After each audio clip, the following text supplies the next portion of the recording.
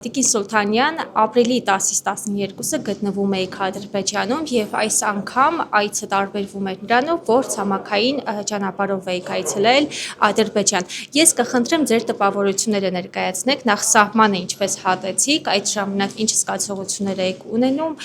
խնդրեմ ներկայացրեք։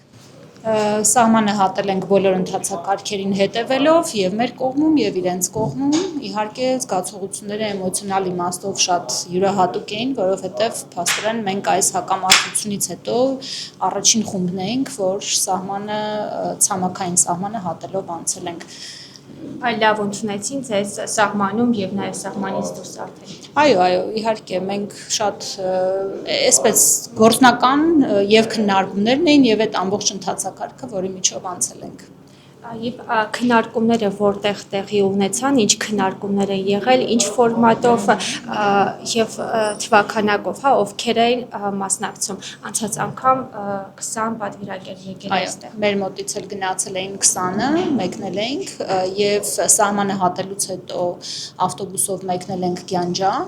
Գյանջայում նստել ենք գնացք եւ գնացել ենք Գաբալա քաղաքը Ադրբեջանի, որտեղ եւ կայացել է մեր հանդիպումը։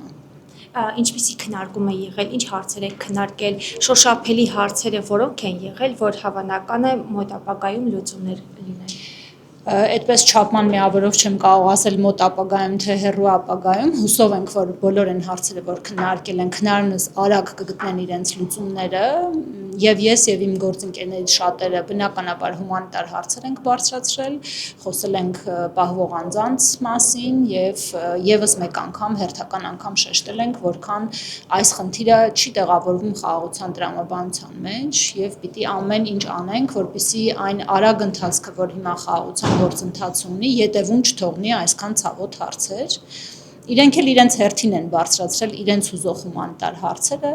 ականների պայթյունից վնասված զոհված անձինք 432 թիվը նշվեց, 3000-ից ավել անհայտ կորած ադրբեջանցիներ։ Այսպես մենք երկու կողմերն էլ շատ բաց եւ անկեղծ խոսում են իրենց հուզող եւ ցավեցնող հարցերի մասին։ Մենք փորձում ենք այս նախաձեռնության շրջանակներում, տեսեք, լսել իրար, որովհետև երբ լսում ես եւ նրբությունները հասկանում ես, կարողանում ես նաեւ հետո լուծումները իրատեսական մոդելավորել այդ նրբությունների հիման վրա։ Մենք նաեւ ուզում ենք, որ այս նախաձեռնությունը նպաստի կողմերի վստահության ամրապնդմանը, որը նաեւ որպես հետևանք կունենա այս հարցերի արագ լուծումը։ Տիկին Սուլթանյան եւ նաեւ կցանկանամ հանրությանն էլ անդրադառնալ երկու կողմի։ Նրանք ինչ են ասում, իրենց ինչպես են ընդունում Ադրբեջանում հանրությունը, հասարակությունը եւ Հայաստանում էլ փոքր ինչ նաեւ ծանոթ ենք, որ այդքան էլ լավ չեն ընդունում ձեզ, տարբեր որակումներ, տարբեր գնահատականներ են տալիս։ Ձեզ ինչ են ասել եւ դուք որպես այդ թիրախում գտնվող անձանցից մեկը ինչպես եք ընդունում այդ գնահատականներին։ Բոլոր այն անձանց, ովքեր ատելություն էին տարածում մեր հանդեպ, երբ մենք այնտեղ աշխատում էինք եւ անեծքներ, ես կարծում եմ խոսելու բան իրենց հետ չունեմ, բայց բոլոր այն մարդիկ, ովքեր քննադատում էին, հարցեր ունեին, հակափաստարկներ ունեին, ես սիրով հրավիրում եմ մեզ հետ զրույցի։ Մենք հիմա իրականացնում ենք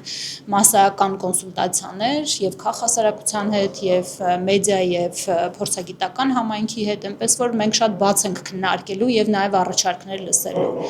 Ինչ վերաբերում է հասարակության արձագանքներին, երկու կողմում էլ կան տարբեր տեսակի մարդիկ, կան մարդիկ, որոնք աներկբա սատարում են այս process-ը եւ հավատում են process-ին, կան ավելի զգուշավոր լավատեսներ, որոնք ասում են, որ միգուցե դանդաղ գնանք առաջ, կան պրագմատիկներ, որոնք տնտեսական հիմքեր են դնում խաղաղության գործընթացի տակ եւ կան իհարկե մարդիկ, որոնք շատ կոշտ դիրքորոշում ունեն եւ դրանք երկու տեսակն էլ երկու կողմում կա։ Բայց ի վերջը ո՞րն է լինելու։ Վերջը լինելու է խաղաղությունը միանշանակ։ Ես դրան հավատում եմ։